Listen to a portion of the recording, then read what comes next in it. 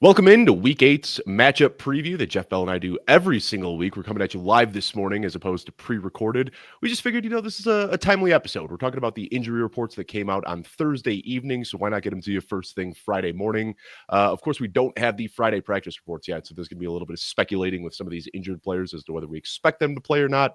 But I want to thank everybody for tuning in today. Jeff, heck of a game last night. I don't know about you, but my heart was kind of breaking by the end of that game. Like every time Carson Wentz hit the turf, you could just see the pain and anguish on his face. It made for a pretty tough watch in the fourth quarter. Yeah, sometimes we get some of these games, and it seems like we've been getting them more frequently across the league with some of these offenses across the league. That's probably something that I want to dive into throughout today. But the Chargers, they came in struggling. They had lost 3 of their last 4. They looked really tough, or they looked really poor last week against the Colts. The Colts obviously surging. Really, the 3 of the last 4, that one was Miami. And, that might be one of those teams that I want to talk about later. But we saw them last night look very, very good, took advantage of the Viking situation. And Minnesota is finding themselves at a crossroads. There's major questions probably now about J.J. McCarthy and what's going on here, because is it the injury? Because he's been cleared to be the emergency quarterback? Is there something else going on? Did you see the play where there was a tackle that went out of bounds and McCarthy kind of nimbly just got hit in the ankle and was able to hop over the defender and celebrating the first down after the fact? They are very clearly just kind of keeping him on ice right now. And I get it. You want to put him in a position to succeed. If he's not at 100%, if he's not feeling confident in that ankle, you don't want to put him out there. But at a certain point, you just got to let him play too. I thought it was interesting. Our fearless leader, Joe Bryant, shared an article about quarterback development. I think it was about a week ago. And Kevin O'Connell was quoted throughout that article. Kevin O'Connell basically saying he thinks the league throws out quarterbacks far too early, doesn't allow quarterbacks to develop. And I was like, well, this is really timely that we've got these Kevin O'Connell comments inside this article as we are looking at this JJ McCarthy situation. And that maybe adds a layer of context onto what's going on with JJ McCarthy. Yeah, and you talked about it last week that there are just a handful of fake teams in the NFL, and I don't think that's where we are with the Minnesota Vikings. But last night it was just a clearly imbalanced game, and I think the biggest takeaway for me is just that this offense is so much better when they have Joe Alt. I mean, we saw him firing on all cylinders for the first 3 games of the season. Then Joe Alt goes down. Then they start struggling mightily over the next few games. Joe Alt is back last night. They look just like they were beforehand. Last question I have before we move on to the Week 8 matchups for you, Jeff. I know you're a big Quentin Johnston fan. You are also a big Oronde Gadsden fan. So how do you feel last night, seeing this Oronde Gadsden breakout is continuing to snowball, but now it feels like it's coming at the expense of Quentin Johnston? Do you expect that to maintain, or do you think this was just kind of a game plan thing? I think we need to do a lot better job of recognizing injuries and the impact that injuries have on player performance, because Quentin Johnston was hurt prior to the season, kind of came back, had a really strong 5 weeks or so, and then he was hurt, missed a game 2 weeks ago, was able to catch a touchdown last week. But I think that injury plays into the game planning around there. And really, when you look at the matchup, 2 things to look at. And really, that's what this entire show is: injuries and matchups. And the Vikings have been very good against wide receivers. Quentin Johnston attacking downfield a little bit more, especially with Gadsden kind of stepping in and able to take some of those short to intermediate attention out of the tight end position and utilizing that position. You're going up against a Minnesota defense that's known for sending exotic blitzes, and it's just probably not stacking up for a Quentin Johnston game. Quick turnaround on Thursday night game after missing that week with injury 2 weeks ago and playing on Sunday. So I think when you start stacking up, I mean, I was much lower than on Quentin Johnston than consensus coming into this week. And the reality of it is the reason why we invest in some of these deep, high potential pass offenses is because there's the potential for high ceilings. Along with that, when you have multiple players, there's also the potential for floor games. Let's go ahead and jump into wide receivers too. I do want to say on the wide receivers too. Ladd McConkey was declared dead, a bust through week 4, and then I think if you were to look at the numbers, he's been pretty good the last couple of weeks. Yeah. I mean, we saw it in that first game without Quentin Johnston. He had that game-winning catch and run to set up for the field goal. And since then, it just seems like Ladd McConkey is back out of the box, back to the player that you drafted him to be. So we love to see that. Week 8 matchups, though, and first of all, we'll start with the buys. We've got a ton of buys this week and a ton of impactful buys of some of the best players in fantasy football. Arizona Cardinals, Detroit Lions, Jacksonville Jaguars, Las Vegas Raiders, Los Angeles Rams, and Seattle Seahawks. So, Jeff, I know you and I were very big on the Lions and Seahawks offenses and the Rams offenses. So this is made for a very fun exercise. I'll just put it that way, trying to get lineups set this week. But let's go ahead and jump into the games. First one, Miami Dolphins at Atlanta Falcons. And as always, what we do on this show, for anybody new tuning in today, we kind of use the injuries as a jumping off point to start the discussion. And right now we've got Jalen Waddle, a rest limited practice on Thursday, but no indications that he won't be ready to play. Tua Tagovailoa, he's been dealing with this left thumb injury all year, practicing in full as of yesterday, though, so no concerns there as well. Darren Waller placed on IR with a pec injury. Just kind of speed running with the Darren Waller experience here, coming out here, just dominating for a handful of weeks and then out for a handful of weeks. Darnell Mooney for the Falcons is limited at practice, still dealing with this hamstring injury that he's been plagued with for the last few weeks now. Tyler Algier limited with a hip and a knee, and then Michael Penix limited with a knee injury as well. But we don't have any indications that these guys for the Falcons won't be ready to go. So, Jeff, looking at this matchup, I think this is one of those we've kind of talked about the Dolphins being for lack of a better word, a fake team. This is a team where, we see offenses just kind of toying with the Dolphins when they're out there. And this is one where I don't think you have to big brain it at all. Bijan Robinson is like the number one guy. And I think even if you are looking down for a flex play, I think Tyler Algier, knowing that they can really just blow the doors off this game early, even Tyler Algier kind of has some flex appeal as this game script should benefit him. Yeah, I think if you're looking at matchups, there are certainly better teams in the league than the Falcons, but when you look at where the Dolphins stand right now, the Falcons are a pretty brutal matchup for the Dolphins. We know how bad that run defense is, and you're coming in here with Atlanta would probably like nothing more than to get back to establishing the run after a difficult game against San Francisco. Atlanta was riding a high going into last week after what they did to Buffalo on Monday night, and then they have that disappointing primetime spot with San Francisco. A little bit of extra motivation, get back rolling. And then when you're looking at the Dolphins offensive side, you've got Jeff Ulbrich has been bringing just blitz after blitz, just very exotic blitz packages from this Falcons team. And so when you've got a Dolphins team that nothing looks on the same page, and then you're running into this matchup that's been very, very difficult to pass against, and it's going to be a recipe for disaster, I have a feeling, in this game. So we've also seen that Tua Tagovailoa has really been struggling, and Mike McDaniel seems, I don't know if confident's the word, but he's saying the right things. Might not mean it, but like he's saying that he still believes in Tua Tagovailoa, that there's no even thought of switching quarterbacks. But we did see Tua get benched last week at the end of the game when Quinn Ewers came in. We've seen Tua throwing more interceptions than he has ever thrown in his career before. What do you think is the plan here? Because you start looking at the money. I mean, even next year, Tua Tagovailoa, if they were to let go of him, they'd owe $99 million in dead cap. It just feels like they're kind of shackled to this contract for the next 2 years, for better or worse, right? Well, I don't know. We've seen teams get out of similar, worse, maybe. I think 87 million, I think, is the record, right? I think that's what the Broncos ate when they moved on from Russell Wilson. I think 87 is the current record. 99 million would be quite a lot of money. Yeah, and I mean, the Dolphins are operating as if either you might have been in a situation before, or you've seen people in a situation before that they don't necessarily like their job. They put that 2-week notice in, and they might physically be there for the remaining 2 weeks. But I feel like that Dolphins organization right now is just operating at that level of the 2-week notice is in. You're going to keep paying me. I'll keep showing up because you keep paying me. And that's about where we stand, I think, right now with the Dolphins. But I think more to the point, one of the things, I kind of mentioned coming into this, some of these matchups and what we've seen the last couple of weeks, looking at the Jets-Broncos game 2 weeks ago, that London game, looking at the Chiefs-Raiders this past week, where the Chiefs were really able to shut it down at halftime. I really don't want to be at the place of thinking, well, like the Falcons are just going to score too many points. I don't want their players. Like, that's not what I think. But we're not seeing that. We're seeing some of these game plans are able to be ultra conservative. These kickers are able to hit field goals from 60 yards out. You're getting some of these games where the way the Broncos and the Jets operated, the Broncos kind of seem like as long as we have a 4-point lead, it's insurmountable against this Jets offense. So as long as we don't screw it up.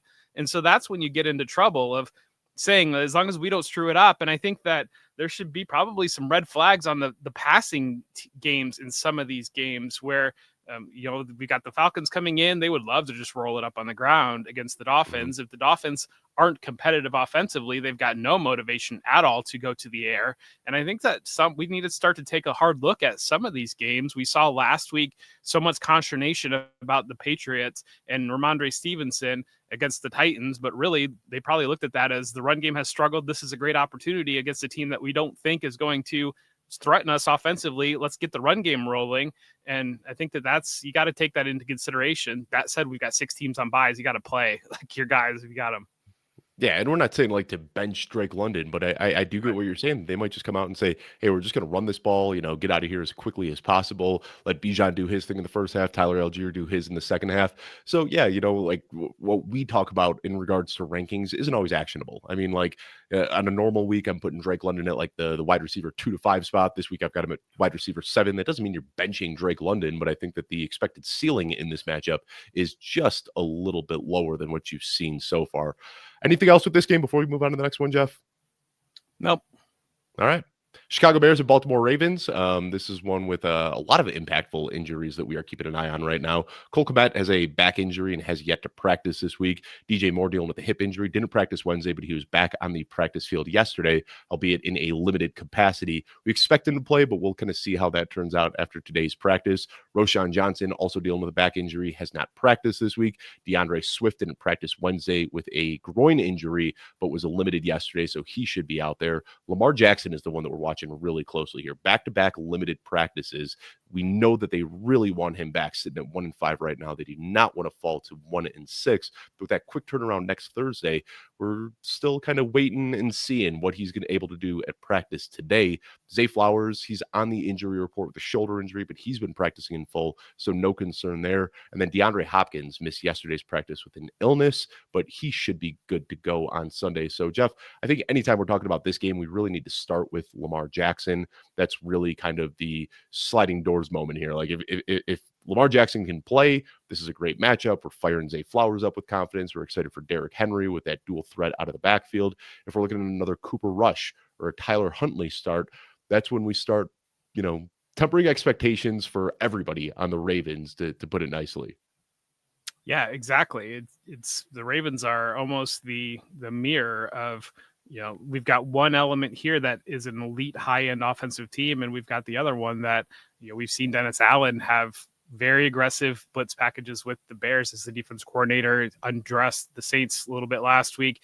That allows for big plays on the back end, so you could still get there with Zay Flowers, but it's night and day difference in this matchup because you could have one, I think, without Lamar Jackson in there, and we've seen the Bears' willingness to lean on the run game the last couple of weeks. And, we only cover the offensive injuries in this, but I would have to imagine the Ravens defense is probably still pretty banged up given where they stood the last couple of weeks. That's the other part of the problem for the Ravens is their defense was not really good when they were healthy, and it's been really injured. And we've seen the Rams were able to take advantage of it a couple weeks ago and in another game script where the Rams didn't feel like they had to put too much on tape because going up against Cooper Rush in that matchup, if you've got Lamar Jackson out there, you got to bring everything you've got because we know how explosive that can end up being.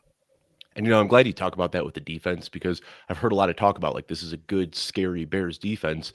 But you're right. Like they attack so aggressively that it does open for big plays. We're playing in a very different NFL nowadays where so many defenses are content to play this bend don't break sort of offense or defense where they'll put that cap over the top. They don't want to give up the big plays, but they'll consistently give up those 4 to 5 yard plays underneath. And that is the complete opposite of what the Bears are doing. They're putting 8 players in the box. They're really trying to disguise who's going to be blitzing and who's going to be dropping back in coverage. And it makes for a lot of interceptions and fumbles and sacks. But with that, we also see the big plays, 2 touchdowns for Chris Olave last week. So I think that there's concern overall about what this offense might look like. But I think when you're looking at a Zay Flowers or Derrick Henry, you can still count on them to hopefully rip off a big play.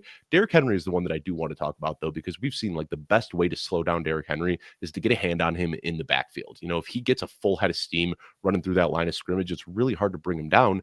And we have seen ever since Cooper Rush or Tyler Huntley last week, I mean, he's getting 8+ guys in the box on 50, 60, 70% of his rushing attempts in any of these given games. And it has really taken the top off of his value here. So looking at how aggressively this Bears defense plays, combined with what we've seen Derrick Henry has really struggled with, is this somebody that maybe, I mean, again, like we're not talking about benching Derrick Henry. It's still Derrick Henry, but are you maybe looking at him as more of like a middling RB2 in this matchup if Lamar Jackson can't be out there?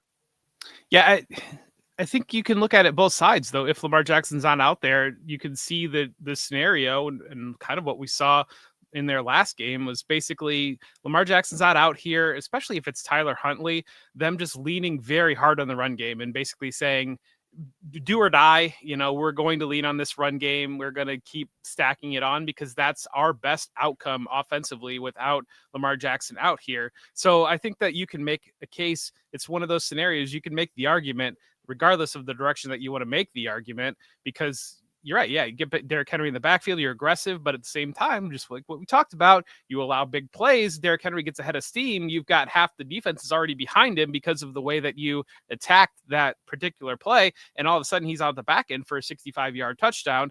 We've seen Derrick Henry the ability to do that. I think that if Tyler Huntley is the quarterback, not Cooper Rush, we have seen Tyler Huntley offenses, they lean heavily on the run. And so I think you can make the argument that Derrick Henry just volumes his way to relevance.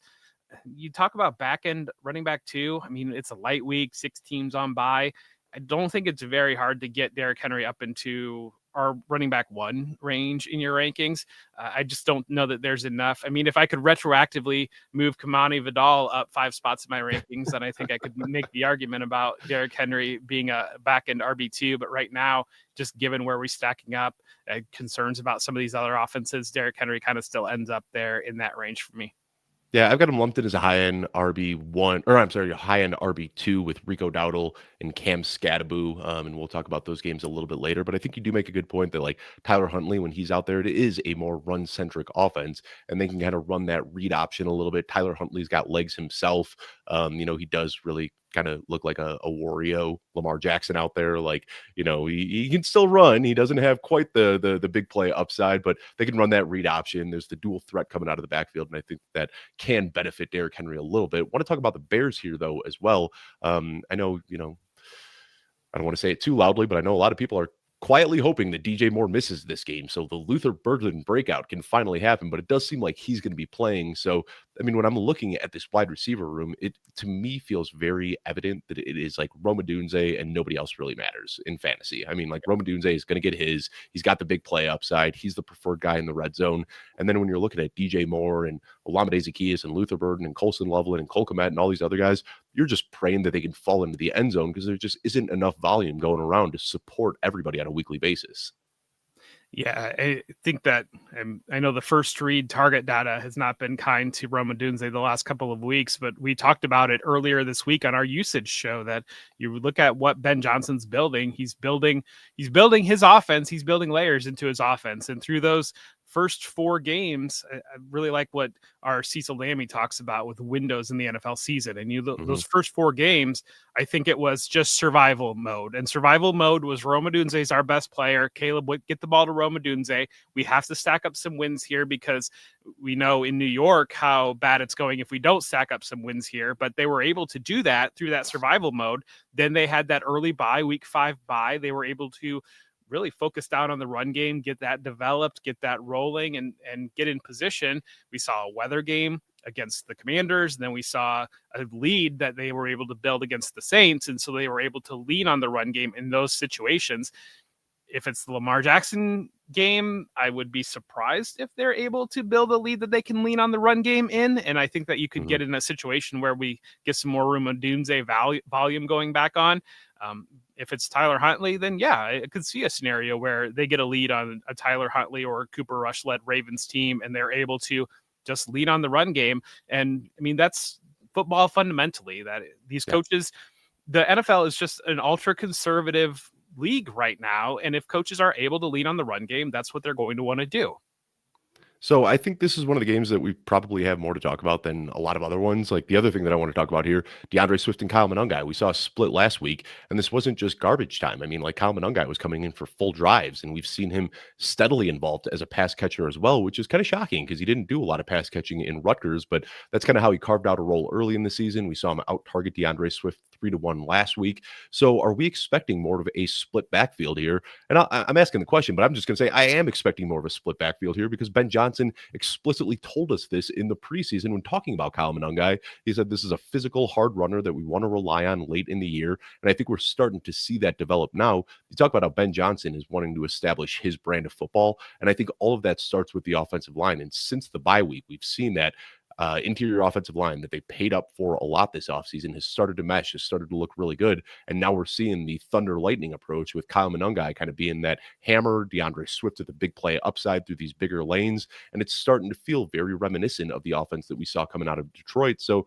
now we're capping the ceiling a little bit for DeAndre Swift, but is Kyle Monangai a guy that you're looking at as potentially a flex play this week?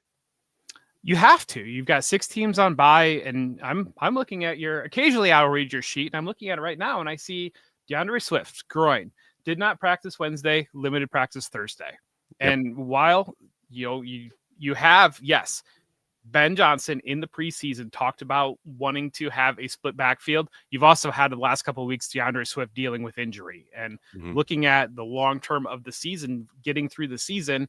You can't just keep stacking it on a guy that's already hurt, that's dealing with that. And we have to acknowledge, just like I said at the start of the show, injury affects performance, injury affects game planning, and injury creates opportunities. And we've got opportunity right now for Kyle Monangai to establish himself and really look like the Dollar General version of the David Montgomery and Jahmyr Gibbs tandem. Last question I have for you regarding this game, Jeff, and this could just be a simple yes or no question. Cole Kmet, not expected to play, has yet to practice this week. Probably not going to be out there. Colson Loveland, even before the Cole Kmet injury 2 weeks ago, we saw him lead Kmet in targets, routes, and receptions. Last week, we saw him looking pretty good in that role as well. Is he a guy you're looking at as a potential streamer in week 8? Not just vibes, Dave. Sometimes we look at numbers. The Baltimore Ravens have allowed the 10th most points to the tight end position. I mean, Colson Loveland has the potential to play every single snap. And I think that you talk about the Luther Burden breakout. I think we're in for the Colson Loveland breakout this week. Great DFS play, by the way. $3,000 on DraftKings. He was my bargain of the week. We did the DFS show last night. I loved Colson Loveland without Cole Kmet in the lineup as a DFS option. Yeah, I've got him at tight end 16, which doesn't mean that he's like a must start by any means, but definitely in that streaming discussion for people who are dealing with buys right now, looking at the waiver wire for a guy that they can put into their lineup. On to the next game, Buffalo Bills at Carolina Panthers. Not a ton of injuries in this one. We've got Dalton Kincaid limited in practice with an oblique injury. He's been dealing with that for a few weeks now. Josh Palmer has yet to practice this week with a knee and an ankle. Curtis Samuel limited with a rib injury. And then, of course, we've got Bryce Young, who is not going to play this week. I don't think they've officially announced it. Still kind of playing it a little bit coy here. They're saying that he's doubtful, but all signs are pointing to an Andy Dalton start. And I think that's the big question here, Jeff, is how does Andy Dalton starting impact this Carolina Panthers offense? Last week, we saw Xavier Legette extremely involved in the game plan, but I think a lot of that had to do with Sauce Gardner shadowing Tetairoa McMillan. So I've seen some buzz and some excitement for Xavier Legette in this matchup, but I think without a true shutdown corner here, this is just a better opportunity for Tetairoa McMillan than it would be for Xavier Legette. Dave, the Christian Benford slander just continues across the football space. Christian Benford is a very, very good cornerback. And he's not a Sauce Gardner level cornerback. He's not, a Pat Surtain level quarterback. He's not somebody who just deletes somebody from the game plan. PFF grades last year, they would say something very different, but that's neither here nor there. I mean, I hear you. I think that when you look at holistically, when you look at Andy Dalton in here, Andy Dalton. It's the Ryan Fitzpatrick corollary quarterbacks of these veterans. You get some of these veterans that the first game or two, they come in, their hair's on fire, they are just chucking it, they just go with it, and then it doesn't hold up over 4 or 5 games. It looks really bad over 4 or 5 games, but those first 2 games are like, oh, let's go. What do we got here? And I think that I love Ryan Fitzpatrick, and he's done a great job of continuing his career in the media, and everything that he gives back is fantastic. But every time with Fitzpatrick, it was if there's the least amount of expectation coming in, that it was going to be a massive disappointment. But if there was no expectation at all, it was, oh, wheels up, let's go. And I think that That's Andy Andy Dalton Dalton. might be in that space right now where there's minimal expectation, and you just kind of are playing with house money. You've got a Panthers team that's 4-3, has to feel really good about being 4-3. Our good friend Joey Wright, I see him in the chat. Hi, Joey. But we've got my narrative streets going on here with, if you were really to look at sister organizations in the NFL, the Bills and the Panthers are basically a sister organization right now. Almost the entire brain trust, Sean McDermott, Brandon Beane, all of these guys, Joe Brady, Billy Babbage, the defensive coordinator, they've all been in Carolina. They were in Carolina. Buffalo kind of plucked them all out of Carolina, built that staff up, and then it flipped around. Dan Morgan was with Brandon Beane in Buffalo and was on Brandon Beane's staff, came back to Carolina, great linebacker for the organization, now the general manager. So this is like three ties throughout. And I think that when you look at the Panthers, the big question is going to be Rico Dowdle, because we saw last week Chuba Hubbard come back, got the nominal start. They were able to split time. They played the Jets, and talked about the Jets being one of those matchups that you can kind of be a little bit liberal with your game planning and allow, maybe spread some touches around those types of things. If I'm Dave Canales, I'm looking at this and seeing the way that the Bills were gashed by Bijan Robinson 2 weeks ago. And I'm saying, if I want to win this game, it's all on Rico Dowdle. Let's go. And so I'm going to be really curious to see how they shake out with that run game, because if it is all on Rico Dowdle, I'm afraid as a Bills fan here in this matchup, if it's if they're splitting it and neither back's really getting into a rhythm, I think that really helps a Bills defense that's been depleted but is getting some pieces back this week. So let's talk about that a little bit, because we opened up the show talking about Quentin Johnson and how some of these injuries linger. And that's something that you and I talked about weeks ago when we were looking at these bad games from Drake London after his week 1 injury as well. Do you wonder, I mean, like, it doesn't matter what you're looking at. If you're just looking at the raw box score, if you're looking at the advanced data, if you're grinding film, or if you're just simply watching the game, Rico Dowdle looked so much better than Chuba Hubbard last week. Like, there's no way that you can make that argument. But are you saying that maybe that is just like Chuba Hubbard coming back from injury, not up to 100%? Or do you think that we've seen enough now, going back to the midway point of last year when Chuba Hubbard took over the Panthers backfield, Rico Dowdle took over the Dallas Cowboys backfield? I mean, to me, Dowdle just seems like a much better running back. So you can make the argument that maybe Chuba was just limited coming back from this injury, but I still tend to believe that Dowdle is just the all-around better back. Oh, yeah, absolutely. That's what I'm saying. 100%. Dowdle's the better back. If he is got the lion's share of the work, that strikes some fear in me as have some vested interest in the other side of this game. I think Hubbard is a good NFL back, and I think he's a good scheme fit for Carolina. I don't think that Hubbard is a high-end potential NFL running back. I think he can get what is blocked. I think he is able to handle volume. I think that all those types of things, I think Rico Dowdle has potential to be a high-end running back just from what we've seen over the second half of last year and then the starts this year. I mean, we're at the point now where our Jeff Blaylock is fantastic, great friend of us. And Jeff Blaylock, he said something to the effect of, once is a fluke, once is a fluke, twice is a coincidence, and 3 times a trend. We're at like 10, 13 times Rico Dowdle now at this point. Right. Yeah, I mean, you look back to the midway point of last year, and this guy's pacing for like 2,500 scrimmage yards in a 17-game season. He has been unbelievable. So, Jeff, last question I have for you here, and this is going to be about your Buffalo Bills. Over/under targets for James Cook this week, 0.5. What are you taking? 0.5 targets. I think that they are going to be over 0.5 targets because I don't know that Joe Brady phased out of the pass game. Like, people don't seem to realize it. They're like, he is not on the field for passing downs these last few weeks, and I don't know what's going on. I think what is going on is early in the season they treated him like a feature back, and I think that it was a fun few weeks.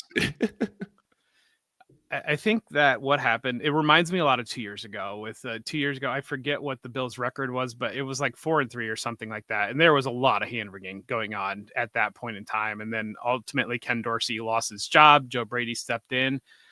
I tend to think, it's like you said a couple weeks ago, going into that Patriots matchup, when I expressed some concern because I said, the Patriots get this one, Like Mhm. we're kind of inking the Bills in as AFC champs by Halloween right now at this point. And if the Patriots get this one, this thing is going to get really interesting really quick. Well, it's really interesting really quick. And I think that 2 years ago, when you looked at what happened with the team, I think there was a little bit of let's save ourselves for the playoffs. Like we think we're a playoff team. Let's make sure that we're healthy for the playoffs. And then I think what you saw last year was them basically acknowledging the in the previous year they didn't take things seriously enough at the beginning of the year, and it put them into a situation where and then really Miami rose up kind of out of nowhere, and it put them into a situation where they needed to be flawless over the last month of the season just to be able to win the division. I think that the last year they played with their hair on fire from the start. They blew teams out. They took care of business. I tend to think that this year they started out that way, maybe, especially Mhm. Baltimore forced them to start out that way, building that lead in the first game. And they were using James Cook as a feature back. They were, and then they kind of, I don't know if complacency or like thinking about pacing or whatnot got in, but I don't think that the hair on fire attitude was exactly there the last couple of weeks. And it's, I mean, this is a big spot for Buffalo because that what we talked about it 2 weeks ago, where the look on Josh Allen's face during that Monday night Yes. game was a look that I've not seen as Josh In Allen as the years. quarterback. And and me as a fan watching at home, it was one of those that the Falcons were dominating them, but at the same time, it was a one score game later in the game, and you're seeing Josh Allen, and you're like, I've seen this movie before. This is where Josh Mhm. Allen goes into kick butt mode and comes out here and they roll down, score a touchdown, then they force a turnover, they score another touchdown, and all of a sudden, the horse is in the barn and we're all good and ready to go home. And that never happened in that game. And so I think that there's definitely some concern about where the attitude is, where the mentality is, and not letting games get away, because we know the Patriots right now are not allowing any games to get away. Yeah, and the offense for Buffalo right now, it just feels a little stale. It feels like they're thinking Yes. more than they are just playing. Well, I'm when sure you're you are aware of this. short and you've got third and short and you're running an end around to Elijah Right. Moore, you're definitely overthinking some things. Yeah, and I think you've probably seen the stat that, like, big plays were such a big part of this Buffalo offense, and over the last 2 years, there have been 26 touchdowns of 20 plus air yards for the Buffalo Bills. This year, there's been just one. Like, there just isn't that downfield threat anymore. Some of that could be due to the Dalton Kincaid injuries, the lack of emergence from Keon Coleman, Khalil Shakir really just being pigeonholed into this short area of the field player, but still have faith that the Buffalo Bills can get it right. Anytime you got Josh Allen on a team, you can't count them out. So we'll hope that this can be that get right game that they desperately need. Let's move on to the next game here. New York Jets at Cincinnati Bengals. Garrett Wilson has not practiced this week. We probably won't see him out there unless there's a big change in today's practice report. Brees Hall has been limited with a knee injury. Terod Taylor limited with a knee injury as well. We'll talk about that in a minute. Mason Taylor was practiced in full on Wednesday, wasn't even on the injury report, and then popped up yesterday with a quadriceps injury and did not practice. So really don't like to see that happen midweek. All the Bengals players are healthy for the most part, but the all the fantasy relevant Bengals players are healthy, I should say. But I think the big question here, Jeff, is the quarterback situation, because it is getting messy here in New York, which shocker, as it often does in these big medias. But you got Woody Johnson coming out, just taking huge shots at Justin Fields, saying that, like, if we had a quarterback who could complete a forward pass, we'd be looking better. And then you've got Aaron Glenn the very next day kind of taken aback hearing these comments at the podium for the first time and saying, well, it's my choice to make. And he is still expressing some faith in Justin Fields. So now we've got Tyrod Taylor dealing with this injury, which adds another layer to the conversation here. What do you expect, Jeff? Do you think we see Justin Fields out there, or do you think that mid-game benching that we saw last week just marks the end of his time as a starter?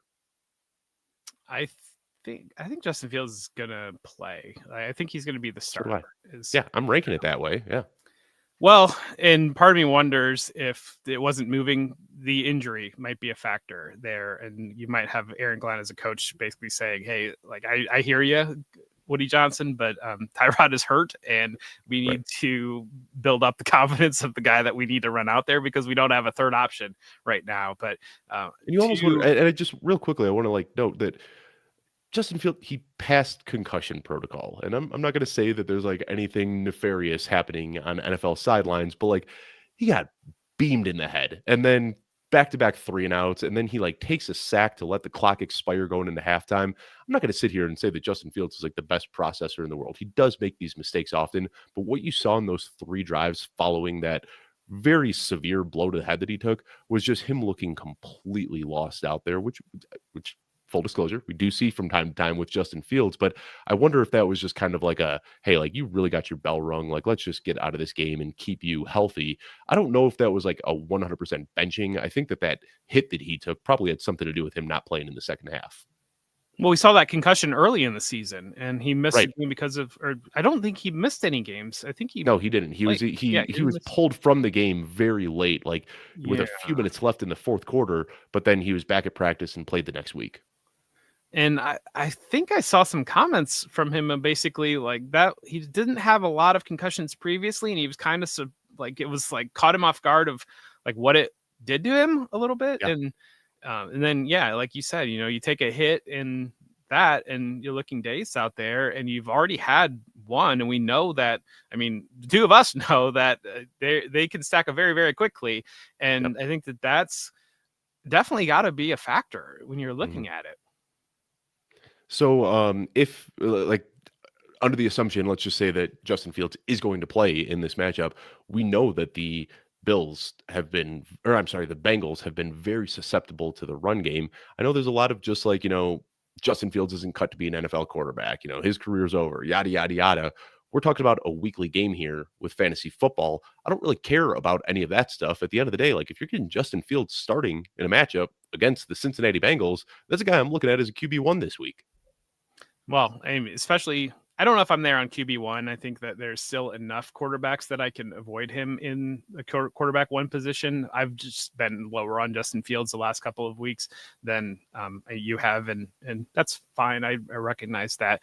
I think that when I look at the Jets offense, I'm going to quote my girl, Katie Heron here, from Mean Girl fame. Katie said, the limit does not exist. And I think that what we're running into right now, and when I see models and I see like Jets post-mortem, like after the game, and it'll be analytics heavy analysis will kind of be like, I'm very caught off guard by this Jets offensive performance. And it's because I think, you build a good model and you build safeguards and you expect at least a minimum number that can be generated by these NFL offenses. And the Jets showed us 2 weeks ago. Right now, their current minimum number is -10 yards that can be generated by the passing game. So that's their current minimum number that they're able to generate. So I think it's, when you look at Breece Hall, when you look at Justin Fields, it's natural and it's probably good process to say there's a minimum number that an NFL offense should get up to in terms of passing and running production.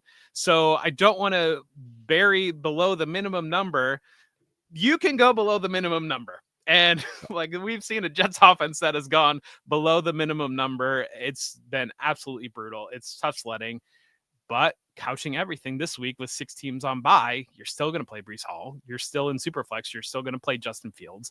If you're desperate enough, and I'm desperate enough in some places, you might be playing Josh Reynolds. You might be playing Mason Arian Taylor if Smith. he's active. You might be playing Jeremy Rucker if Mason Taylor's not active. You might even be playing Arian Smith if you really have to. Apocalypse is here. The other thing I want to talk about with the Bengals, I don't think we need to talk too much about Jamar Chase, T. Higgins. Like our savior, Joe Flacco, is here. We are starting Jamar Chase. We're starting T. Higgins. But I think the big question here is Chase Brown, because we have seen like he's not getting that 96% opportunity share that he had last year that made him so valuable. Samaje Perine is a little bit involved. But now what we saw last week was that the threat of an actual NFL passing attack is opening up run lanes, and Chase Brown saw his efficiency bounce back. He saw some targets as well. So what are we looking at with Chase Brown now? I think the dreams of him ascending into a top 3, top 5 running back, we can shelf those at this point. That probably isn't going to happen. But I still think that we're looking at a guy on a better offense now than what we saw with Jake Browning. The volume is still going to be there. The efficiency is bouncing back a little bit. And I'm kind of looking at Chase Brown as kind of like a middling to high end wide or RB2 going forward, rather than the like, do we even start this guy questions that we were having a couple of weeks ago. Yeah, a revenge game here for Joe Flacco going up against his former team, the New York Jets. So we've got narrative street walking down here, but He's going to have a revenge game just about every other week if we keep playing this game. Yes. Yes. Well, it's always fun. We didn't have a revenge game against the Packers when he went to the Bengals. It was a reverse game because he'd already played the Packers. But I, you look at the offense, what Joe Flacco has brought to the offense. The explosion was still clearly there last week for Chase Brown. We know that remains intact. And so as the pass game is able to get going, as they're able to attack vertically and stretch defenses around, then that opens up those run lanes that we've been waiting to see for Chase Brown. So I think it's potential, and the 96% target share or running back share, that doesn't, we were trending towards 50%, but after the production that we saw from Chase Brown last week, we haven't seen any production from Samaje Perine. So we've seen the coaching staff willing to go there with Chase Brown. And so it doesn't rule out willing to go there again if it's starting to roll and starting to feel better that it can be an element of their game. The Jets defense, they got shredded early in the season, and I think it was Quinnen Williams came out with a statement of basically like, that's not happening again. And I think that they've really sold out to stop the run. Just like they're like, everything else is broken here. You're just not going to run it on us, and we don't care what else happens. You're just not going to run it on us. And I think that they've kind of taken that the attitude towards the last couple of weeks, and it's been like the only thing that's been decent about this team. Yeah, and what we saw last year, if you're looking at the raw snap data, was like a 60-40 split between Chase Brown and Samaje Perine. But Perine, so much what he does is coming in on passing downs and not even running routes, just pass blocking and nothing more. So I don't know about you, Jeff, but like I'm fine with that. If I'm rostering Yeah. Chase Brown, like I don't want Chase Brown, getting slammed by a middle linebacker 8 times a game trying to protect Joe Flacco. Like put Samaje Perine in for that and keep Chase Brown fresh for when he could actually touch the ball. And it seems like that's what we're seeing here. Any final notes on this game, or do you want to move on to the next one? I mean, you're playing your Bengals, but it's Yeah. I do again just worry about some of these matchups, because if the Bengals get up 17-0 and the Jets look completely inept, do they just run the ball and get out of here? Do they look at this as an opportunity to say, the run game hasn't worked all year long, let's figure out if we can get some things figured out against an offense that doesn't scare us at all? But we know the Bengals defense has been susceptible. It's just, well, something's got to give here in terms of this Jets offense, because it cannot just continue to be this bad. How quickly things change, man. Like just 2 weeks ago, we were talking about the Bengals being like a fake NFL team, like an XFL team that somehow found their way into the pro leagues. And now we're talking about them just putting this game away by halftime. I mean, it's things change quick. Well, let's move on to the 49ers at Houston Texans. And we've got a lot to talk about in this game. Lots of injuries. Juwan Jennings practicing in full, but he's still on the injury report with the ankle, ribs, shoulders, whole body is beat up right now. Ricky Pearsall, still not practicing. Haven't seen him in a long time now. He's out of practice with that knee injury. Hasn't played in about a month now. Mac Jones is practicing in full knee and oblique. Brock Purdy is limited in practice, still dealing with that turf toe injury that's been plaguing him since week 1. Christian McCaffrey got a rest day. No big concern there. Nico Collins has yet to practice after picking up a concussion late last week. Christian Kirk has yet to practice, dealing with a hamstring injury. And then we've got Dalton Schultz, who has really broken out over the last month or so, limited in practice with a back and shoulder injury, but we expect to see him out there. So, Jeff, let's start with the quarterback here for the San Francisco 49ers. Seems like we're trending towards another Mac Jones start, but we don't have official word yet. Do you have any read on which way this one goes? I mean, we've seen Brock Purdy is logging limited practices for the last few weeks, but turf toe, we know, is a notoriously fickle injury, and that if you just push it a little bit too hard, one day of extra practice could cause, a month of injury here. So I think they're just playing this as cautiously as possible. And Mac Jones has been great in relief, so I don't see why you don't just go with Mac Jones again. I mean, we know Kyle Shanahan likes Mac Jones. He does. You don't know. It's at some point. I mean, Brock Purdy's got to go back to being the starter, right? I mean, you think at some point. Is he getting JJ McCarthy right now? Is that what we're seeing? Yeah, I'm not there yet, but it's I think that Kyle does absolutely like Mac Jones, and so it's just maybe something on the radar. I don't know if you saw the graphic or the tweet that made its rounds about is Ricky Pearsall injury prone, and it was like shot in chest and knee. Okay, is he injury prone? I mean, he has dealt with something. He even had the hamstring injuries during training camp, and like I don't like the term injury prone, but Ricky Pearsall tends to be on the injury report more often than not. Well, and I'd have to lean to Adam Hutchinson does a fantastic work, good friend of ours, and Adam is great. And so I don't want to. My medical opinion is nothing. My medical opinion is ask Adam. But I do think that you mentioned that hamstring.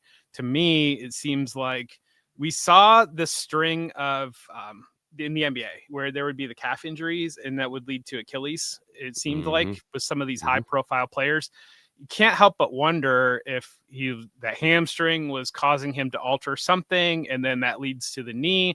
And some of these, yeah, injury prone might not be the right way to say it, to look at it, but one thing's wrong and it starts to alter how you're doing something else, and then that creates another thing that ends up being wrong. And I think that it's just something that I've seen happen.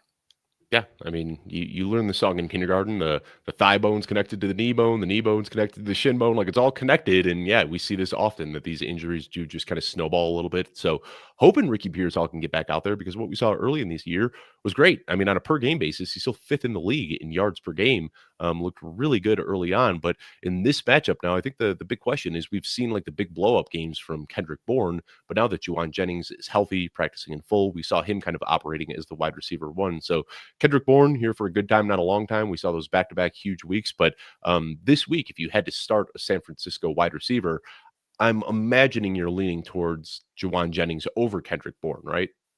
I am. Yeah, I think that I don't know, the era of Kendrick Bourne. I hesitate to say it's over, but it's definitely not as exciting as it was 2 weeks ago. But they did have a tough matchup against the Falcons defense that is very good against the pass. And Christian McCaffrey, going into that game, they said after the game that Shanahan had said this is going to be a Christian McCaffrey game, and it was a Christian McCaffrey game. So I think it's in play, but we also know that the Texans defense can be pretty tough.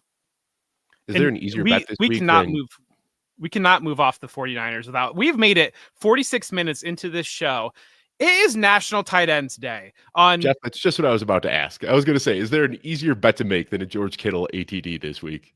It is National Tight Ends Day, and really, diving into the history of National Tight Ends Day, George Kittle is widely credited for the creation of National Tight Ends Day. It was actually Jimmy Garoppolo that created National Tight Ends Day. It was week 2 in 2018. Garrett Selleck caught a touchdown pass, and on the sidelines, I think they blew out the Brent Lions Selleck? in that game. Garrett Selleck, not Brent Selleck. Oh, yeah, yeah. All right. Yeah, yeah. So Garrett Selleck caught a touchdown pass, and then on the sidelines, Jimmy Garoppolo said, "What is it? National Tight Ends Day?" And George Kittle said, "Yes, it is National Tight Ends Day." And that was in 2018. In 2019, the league made it an official holiday, and it became celebrated on the fourth Sunday of every October. We have National Tight Ends Day. We have talked for 47 minutes and 21 seconds and not mentioned yet that it was National Tight Ends Day. It's George Kittle here. I mean, I'm concerned because George Kittle said last week he was not in game shape. He wanted to get back on the field, was not involved at all. So it can be trepidation about going back there until you see it. But at the same time, you better believe that they're going to try to let George Kittle celebrate on George Kittle's day.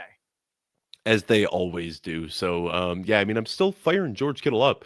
Clearly not 100% last week, but it's just the tight end landscape is so bad right now that you look for me. It's like Jake Ferguson, Tyler Warren, Tucker Kraft. Those guys are in a tier of their own, and then behind that, you've got George Kittle, Brock Bowers, obviously not playing this week, but like you're praying those guys can get healthy so they can enter that elite tier. And then behind those guys, it's just kind of everybody else, and it's like who's going to get into the touchdown or get into the end zone and get the touchdown that week.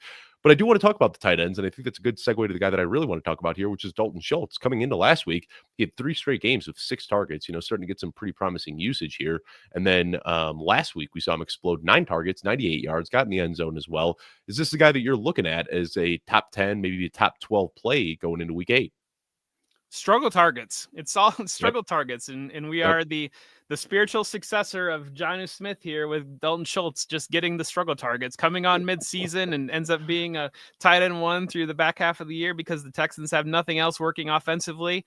I mean, we might be there. I think this is a tough matchup against the 49ers defense. We saw shut down I mean, Bijan Robinson just got to 90 scrimmage yards, a key number for him, 12th game in a row with 90 scrimmage yards, but they really didn't get Drake London rolling last week against this 49ers defense. This is a good defense, even without Fred Warner in there. So that gives me a slight bit of trepidation, given that they've really struggled to protect CJ Stroud, but struggle targets. And so if you can't protect CJ Stroud, hitting his tight end to just get the ball out of his hands.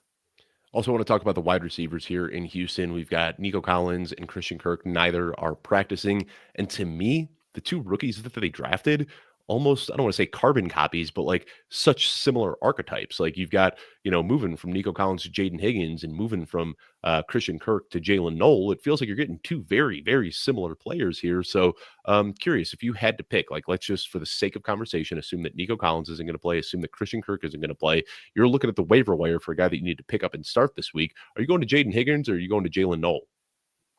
I'm not buying the Jaden Higgins. I got to see something before I'm going. I think Jaden Higgins doesn't seem all that different than Xavier Hutchinson right now to me. I'm not putting that in my lineup. And Jalen Noel, though, absolutely. I think Jalen Noel, it's I'm firing Jalen Noel up in like 10-team leagues this week just because of how rough it is with bye weeks. Like he was a guy, one of my priority pickups. He kind of emerged as that go-to option down the stretch last week.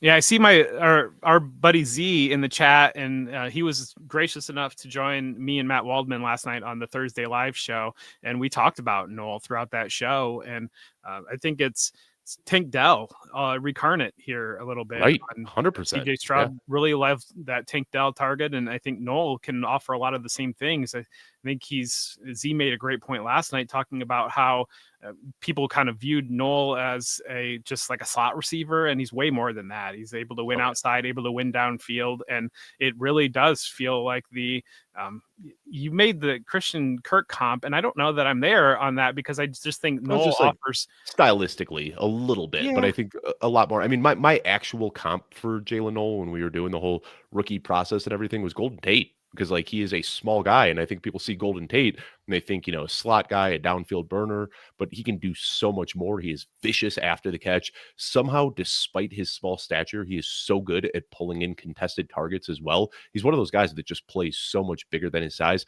I actually, in my pre-draft rankings, I had Jalen Noel ahead of Jaden Higgins and was kind of surprised to see Jaden Higgins go earlier in the draft. But I think Noel is such a versatile and polished player. I am way in on Jalen Noel.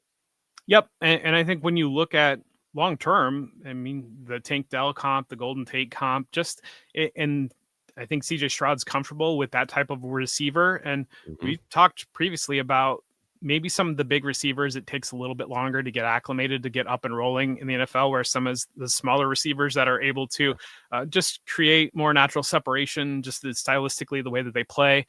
I think that's what you might be seeing here with the Texans wide receivers on Noel. It just opens up a little bit easier for Noel to be acclimated sooner rather than Jaden Higgins. Higgins is just, I don't know. I hesitate to say full redshirt season, but just haven't seen a lot put together there, because I think when you get into the red zone, we've seen Xavier Hutchinson start to establish himself a little bit as a red zone target. Dalton Schultz getting the struggle targets. I mean, you don't feel good about any of this, but at the same time, there is, unlike the Jets, there can be a limit where CJ Stroud can get up to at least a little bit, and I would expect him to be trailing in this game. Last question I have for you, the backfield for the Houston Texans in this matchup, Woody Marks, Nick Chubb. I completely copped out. I just put them back-to-back in my rankings. I've got Woody Marks ahead because I could potentially see a game script that lends to more passing for the Texans, which would benefit Woody Marks. But I got to be honest, I don't feel good about either of these guys. They're both outside of my top 30 this week. If you had to pick one, who would you be choosing?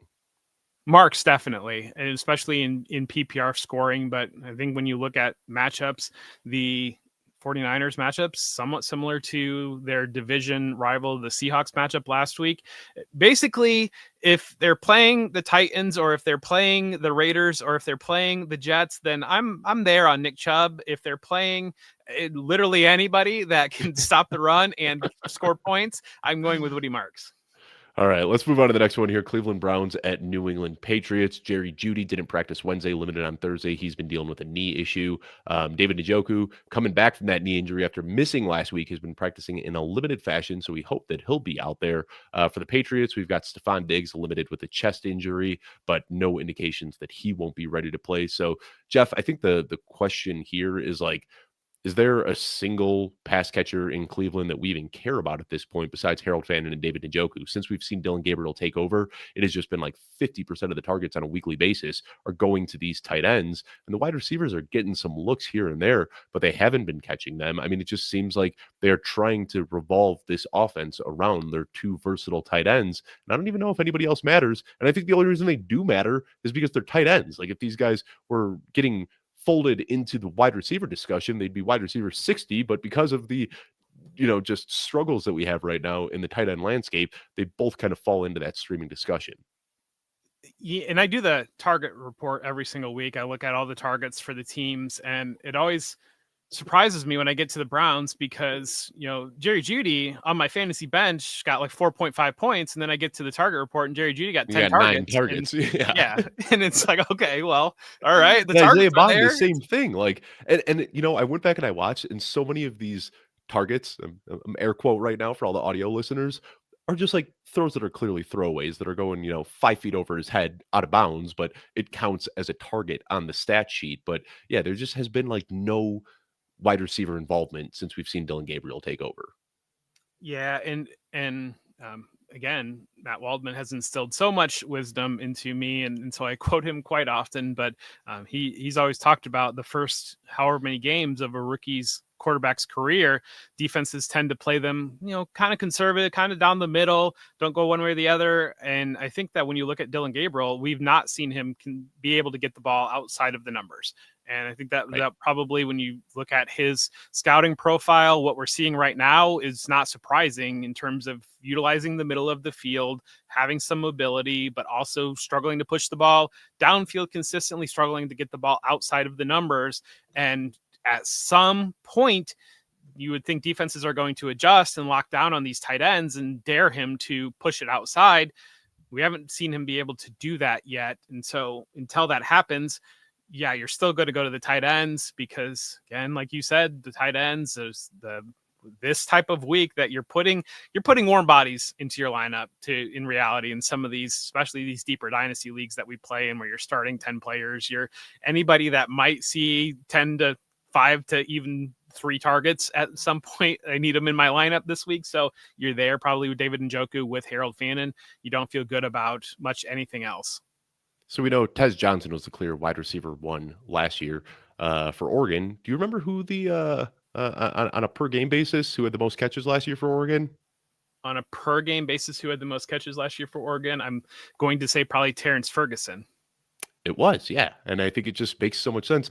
I also wonder if the height comes into play here. That Dylan Gabriel, a smaller guy, he's like, oh, I could see these big, huge tight ends across the middle of the field, and I can't see Jerry Jeudy and Isaiah Bond and these other guys through the line. I wonder if there's something there. Like it's just easy for him to get the ball out of his hand quickly, get it to these big-bodied targets across the middle of the field. And we didn't see this too much earlier in the year when it was Joe Flacco starting there. Or I'm sorry.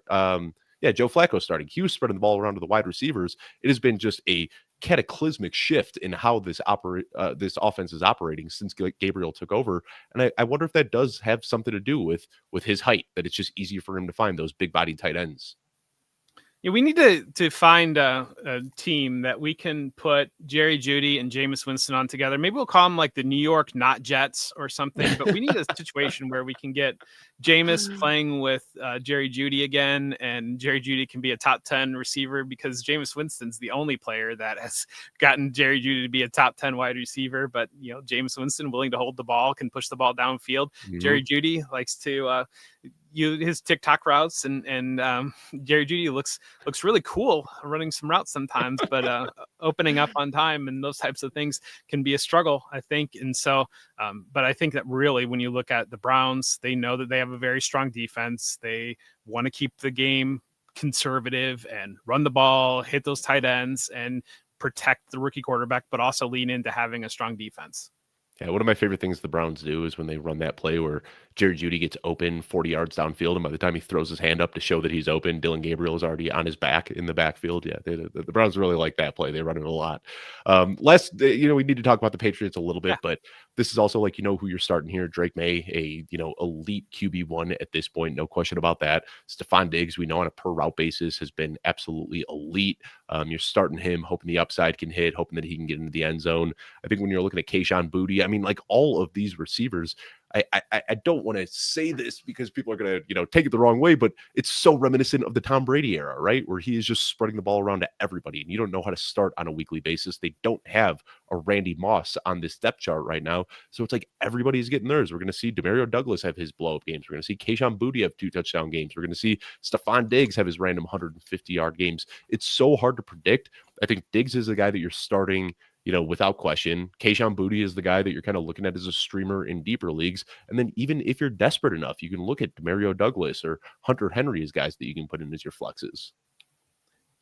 I'm comfortable with Diggs. I think Yeah, I think there's a belief like waiting for Diggs to be at 90% snap player, and I just don't it's not think going to Diggs happen. is a 90% snap player. He wasn't in Buffalo. He was a 75% snap player. They take him off during run plays. It's not going to happen.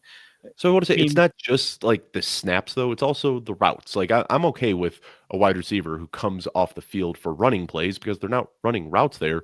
But even the routes run right now, he's 57th in routes run. He's 69th in route participation. So it's also that there are a lot of like obvious passing plays where Diggs isn't on the field as well. And I think that's more concerning than the snap count is just the route participation.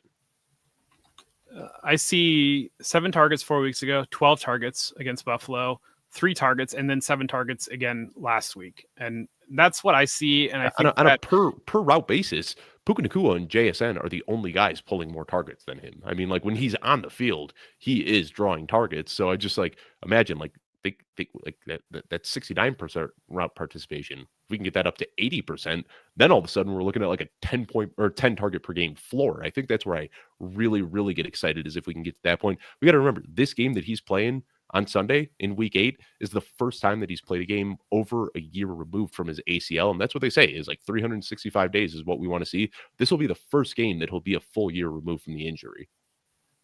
yeah, and I always say I'm hesitant to throw too much on one game, but 6 for 101 4 weeks ago, 10 for Mhm. 146 in that blow up spot, 7 for 69 last week, and then there was the 3 for 28, and that really, I mean, he had a couple of offensive pass interference penalties that could have been more like 5 for 70, and if we're sitting there with a 5 for 70 in that spot, then all of a sudden we're saying, well, he's been above 69 yards each of the last 4 games, been above 6 receptions in 3 of those. And I think that we're not having some of the concerns that you're expressing about Stephon Diggs. I think Stephon Diggs, I'm kind of there in terms of he's going to be in my lineup more weeks than he's not.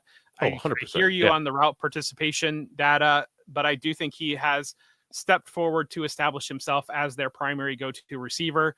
It's yeah, he just had that one game 2 weeks ago, and again, some of that was due to some interesting officiating that allowed for some penalties that was called against this offense. I'm not entirely too concerned about the participation data. I think that Diggs is the primary receiver. That probably the larger I concern just would be. what I don't want to say I'm concerned. I just want to like, put a quick pin in this. He's my wide receiver 17 this week. Like I don't have any concerns, but I think the difference in what he's doing right now and what he could be doing at the end of the year is the difference between being a wide receiver 2 and being an elite wide receiver 1. Like I feel like, we saw this with Josh Allen where he was giving us top 3, top 5 numbers, and I think that he could get there, but he would just need to see a larger snap share and run a few more routes. And I still think that's in the range of outcomes. If he can get there at the end of the season, start running more often, then we could see him. And I don't think I'm being hyperbolic when I say that he can ascend to being a top 5, a top 10 wide receiver on a weekly basis. I don't think it's in this offense, to be honest. I don't think he gets there in this offense just because I think they're intentional with their wide receiver usage. And I think you're going to have the Bude spike weeks. You're going to have Demario Douglas seems to be, I don't know if there was some confidence going on there with Douglas or Yeah. what, but it seems to be that he's rebounded a little bit the last couple of weeks. Mac Hollins, we know Mac Hollins is out there to block people and not catch footballs. So he's going to be out there. We know we've got Hunter Henry. It's just a lot of there's not such thing as too many mouths to feed, but I think there is a such thing as we're just not going to see too many of these instances where he's going up against the Bills on a primetime spot and he's just extra motivated for the game to go off in that spot. And then last question I have here, Travion Henderson, I'm still ranking him inside the top 30 this week, which is way ahead of consensus. I mean, people have just written Travion Henderson off for dead at this point. Like the narrative going into last week was, there's only two running backs on the roster. It's a clear 50-50 split. Like Travion Henderson's season is here. And then we get this weird game where Terrell Jennings comes in and gets some touches. Travion Henderson isn't on the field that much. And I got to give it to Ramondre Stevenson. Like he was running really well. And I think that's why they just continued to lean on him. But I think people might have overreacted a little bit when I see like Travion Henderson getting dropped as waivers are going through. Yeah, shocker, right? But like it's one game and people are acting like Travion Henderson is just dead now. And I'm not there. Like I think that this was just kind of a weird, fluky game, and I'm still looking at Travion as a top 30 guy, and like it's just crazy to me that he's getting dropped in leagues. Well, I mean, the comments that I saw this week kind of basically said we thought we were going to blow the Titans out and our run game's not been good. So we wanted to give Ramondre Stevenson a chance to establish the run game, more or less, was kind of the approach that they went into last week. And it's, yeah, I mean, people are going to have the reaction. I think it's faulty logic because I think the logic is built upon the belief that Ramondre Stevenson is horrible. And if he's horrible, then how is Travion Henderson not outplaying this horrible running back? And I don't think the Patriots view Ramondre Stevenson as horrible. And I think that 3 or 4 years ago in fantasy football, we didn't view Ramondre Stevenson as horrible. He was the new exciting guy. And it's, Right. it's him, it's Rachaad White. It's like these guys that we were all in 3 or 4 years ago, and they were good, but they didn't get to being running back 2. And so like unplug them now because they didn't end up elite. And I think that it's, Ramondre Stevenson is not a horrible running back. Ramondre Stevenson probably knows the offense better than anybody else on the field, and he's still playing with an offense that's trying to establish itself and get Drake May up and going. And so just the overreaction theater. I mean, I think Travion Henderson is a great dynasty buy if you're going to go out there. And I think that Travion Henderson, should Ramondre Stevenson miss time in the second half of the season, Travion Henderson can still be a difference-making running back in your fantasy football league. I hear the same things that you hear on dropping him and all that, but look at your waiver wire. And if there's not a high-end backup running back sitting there, and it's even like Kyle Monangai, I mean, like maybe you can make the argument I'll drop Travion Henderson for Kyle Monangai if he's just sitting out in waivers, but most of the leagues that is consuming, we're niche enough, Dave, that most of the leagues that are consuming us probably don't have plug and play. Rico Dowdle's not sitting on the waiver wire in these leagues that are listening to us. Yeah, and that's it. Like I just like I guess maybe, yeah, if there's like a Kyle Monangai available, something like that. But yeah, it's just all context. Like I'm not dropping him for a Jalen Noel. Like as much as I love Jalen Noel, like it's just I think we've kind of jumped the shark talking about the Travion Henderson panic. But anyway, let's go on. This is the last game in the afternoon slate. We got the Giants at the Philadelphia Eagles. And Jeff, I don't know about you, this is one of the games that I'm probably most excited for, especially after we saw this primetime matchup a couple of weeks ago that really kind of surprised everybody. Let's talk about the injuries first. Jackson Dart, ankle, he's practicing in full, so no concern there. Darius Slayton back at practice with a hamstring injury. He's limited, so we'll hope to see him out there this week. Daniel Bellinger also limited with a neck injury. AJ Brown hasn't practiced all week dealing with a pectoral injury, so definitely keeping a close eye on that. And then Dallas Goedert, he was limited early in the week, but practiced in full yesterday, so no concerns there. Jeff, this is that game that we saw a couple of weeks ago on Thursday Night Football shocked a lot of people in New York. We saw Cam Skadaboo rush for 3 touchdowns. We saw this big Jackson Dart blow up spot. I've got to think going into the link now, Philadelphia is probably a little bit more motivated to win this game. I don't know. Like on one hand, I want to just say that this is going to be a get right game for Philadelphia and that the Giants don't stand a chance. But I also kind of thought that last week. And I know, yeah, the Giants lost last week, but they also, up until the fourth quarter, were just beating down Denver in Denver last week. So I don't know. I struggle so hard to get a read on this game. I could see the Giants blowing the Eagles out. I could see the Eagles blowing the Giants out. I could see a close game coming down to the final minutes. I could see a shootout. I could see a 3-6 matchup. I mean, there are so many different ways I could see this game going. That's why I'm excited to watch it, but it is made for a very frustrating exercise trying to rank these players. We'll get to the Broncos, but I called Bo Nix the spiritual successor to Russell Wilson earlier this week, where Russell Wilson would always have 4 fantasy points through 3 quarters, and you were saying, "What did I do? Why did I play this guy?" And then he would have 27 points at the end of the game. Feel like we might be there. Hot dog quarterback.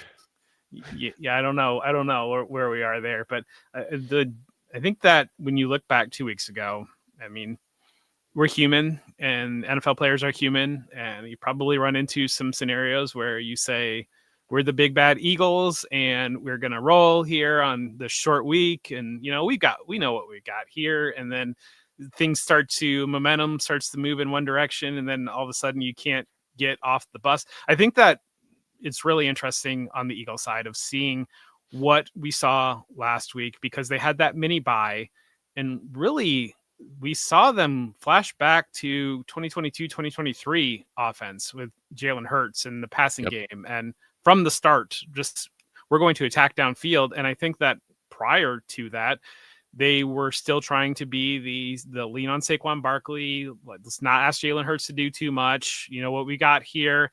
And then that Giants game kind of shook them and woke them up a little bit. I'm sure that they were probably going into that Thursday night game saying, let's just get out of here with a W. We're going into it's gonna be easy. New York. Saquon's returning home. Amazon is premiering the Saquon movie after this game. Saquon's gonna run for 250 yards and 3 touchdowns. We got this in the bag. And then it didn't happen, and they ended up losing. And I think you would think this spot here is you can't let this game get away, because you're in position here with 5-2. The Giants are 2-5. You beat them down here in this spot. You stamp them out in the division. The Commanders look like they're struggling in the division with the injury concerns about Jane Daniels. And you're really back to establishing yourself as, Dallas is starting to figure some things out, but you're really back to establishing yourself back on top of your division. You lose this game and you're 5-3. You're in a car crash with Dallas. The Giants are feeling like they're alive. They're only 2 games back and they've got 2 games up on you in the tiebreaker. It's really, this is transition. Like, it's going to go one way or the other. The inflection point is in this game. So I have posed this question to quite a few people over the week, and I'm going to ask you the same, Jeff. Rest of season, who do you prefer, Saquon Barkley or Javonte Williams? I prefer Javonte Williams rest of season. And I know that sounds crazy, but the offensive environment in Dallas, it's just, I don't know. I don't know if it's the offensive line. I don't know if it's just the mounting injuries. I don't know if defensive adjusted to this, and the Eagles need to attack vertically to open it back up for Saquon. I think that's could be part of it, that they attack vertically, defenses start to play them differently, and you start to get some running lanes back in. But we've just seen so far with the production, I don't think anything feels fake about what Javonte Williams is doing. And I just wrote in my rest of season rankings article this week, kind of my love letter to Javonte Williams, if you will, just talking about how there's been this trend in the NFL. Like, we see it with Javonte Williams this year. And it's so, I feel foolish for not anticipating this, because we saw this last year with Saquon Barkley and Derrick Henry and J.K. Dobbins, and these guys, that suffered injuries with their teams, stayed with those teams and had some dwindling efficiency, and then found a new environment and a change of address, and all of a sudden just like rebounded to pre-injury efficiency. That's exactly what we're seeing from Javonte Williams right now. All of the metrics that I care about, breakaway run rate, missed tackles forced, and yards after contact per attempt, Javonte Williams is hitting exactly what he was doing before his injury after really struggling over the last few years in Denver. And I don't know, like, if it's a psychological aspect, sitting in these training rooms and practice field where they have all of these memories of dealing with tough injuries and whatnot, and just like a change of scenery really helps them return to their former self. But that's what we're seeing with Javonte Williams right now. All of that to be said, very excited to see where Kenneth Walker and Breece Hall and Travis Etienne and some of these other guys land going into 2026. But Jeff, anything else you want to talk about, major takeaways with this game? I mean, I think we kind of know these are pretty condensed offenses for the most part. We know A.J. Brown, if he's active, which he might not be, we know you're starting him. You're starting Devonta Smith. You're starting Dallas Goedert. You're starting Saquon Barkley. For the Giants, you're starting Cam Scatterbo. You're starting Jackson Dart. If you're desperate, you're throwing Darius Slayton in there. I think the one interesting player, maybe Tyrone Tracy. We saw him in his first game back, didn't do much of anything at all. We saw him a little bit more involved last week. We saw that explosive touchdown. And this game, if it does go the way that we kind of expect, where the Eagles can run away with this one a little bit, that opens up a potential game script where Tyrone Tracy could end up gobbling up some targets in the second half. I'm not saying that you need to get him in your lineup, but Tyrone Tracy just barely sneaks into my top 36 this week. Yeah, I think it's an interesting conversation on who's actually better in the passing game, because I know Tyrone Tracy, converted wide receiver. I tend to think Cam Scadaboo is very good, better in the passing game than Tyrone Tracy is. But it does. We are trending back towards Tyrone Tracy being involved in the offense. And you have to remember too that Tyrone Tracy won the job in camp. He was a starting running back early in the season. He was playing in the Russell Wilson offense. He had some concerns that he voiced about the offense, then got hurt right after that, and it allowed for the Cam Scadaboo explosion here. That said, I mean, it's obvious they were talking about, the players talking about after that win over Philadelphia, just how you can see how much energy Jackson Dart and Cam Scadaboo give the entire organization, and everything feeds off of them. And so it's how do you unplug that? That's been such a key part of this. But at the same time, how do you, if you think Tyrone Tracy's pretty good, pretty valuable, and we were all in on Tyrone Tracy the second half of last year, and it's out with the old, in with the new at running back, how we see so often, so quickly. But I think that Tracy, the ability for explosive plays, like you mentioned, is definitely there, and you start to work them in tandem is eventually where you probably want to get to. And that's where Brian Daboll was with his offense, with back to Buffalo with Zach Moss and Devin Singletary, utilizing those backs in tandem. And I think Brian Daboll's got some of the roots of the Patriots dual running back system in his blood as well. And so I think you're exactly right. It opens up for it. It's how do you play it? It's going to be really interesting, because I think you're still going Scadaboo. You're not there on starting Tracy yet, but you do need to monitor this. And does it lower Cam Scadaboo's ceiling potentially? But we're seeing from scrimmage yards, Cam Scadaboo has 90 scrimmage yards in each of the last 5 games. And the last rookie to do that was Najee Harris in 2021. Wow. So that tells you how Cam Scadaboo has been trending. Let's move on to the late afternoon slate here. In the first game we got that we're going to talk about in this one, Tampa Bay Buccaneers playing against the New Orleans Saints in an NFC showdown. Ibuka did not practice Wednesday, but he was back on the practice field Thursday. He was able to play through the injury last week, so we expect to see him out there again this week. Chris Godwin still not practicing with his fibula injury. Mike Evans out for what we expect to be the remainder of the regular season with a broken collarbone. Bucky Irving dealing with this foot injury, still not practicing. Baker Mayfield was limited Wednesday with a knee issue, but he was back to a full participant this week.